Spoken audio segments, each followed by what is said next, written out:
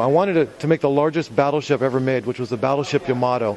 And once I made it, I did more research. What happened to it? Well, it was on a one-way mission before the war ended, and this destroyer, this Japanese destroyer, was with this battleship during that engagement, and then planes from the carrier helped sink the battleship. So that's what I wanted to capture and wrap everything around. So now you see the planes dropping their torpedoes, attacking the carrier.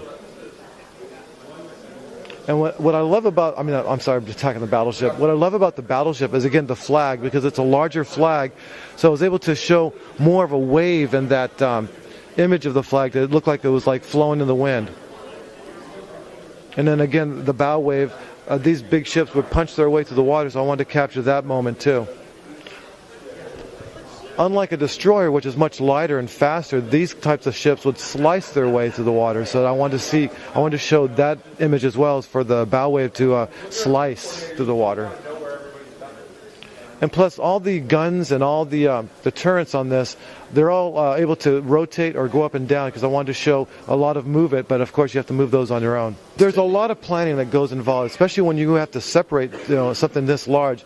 The planning stages are, if you separate the ship, you got to make sure that you're not going to separate it in the middle of an island, because that would be catastrophic as far as stability. So there was a lot of planning in the beginning stages. Where am I going to separate this? And also, when you're making something that's going to require electricity, you have to make sure that you have a hole in the bottom of the ship so that that power cord can come through. And I can show you that when we get to the other side. So I wanted to show when you're planning for a ship this size and you want power to go throughout the entire ship, in the very beginning stages, you have to make an entry point into the ship so that that wire can go inside. So that's like the very beginning stages, where you're going to put the hole in the ship for the power, where you're going to separate it, because you don't want to separate this ship in the middle of an island. So you can see separation right there, and there's separation right there. And then here's a really good example on the ship that I'm building right now, where the entry point for the power has already been designed. It's already been separated so that you'll know where the island's going to go, and that's something that is done in the very beginning stages. And then over here, I want to show there's a lot of movement that you can do for the guns.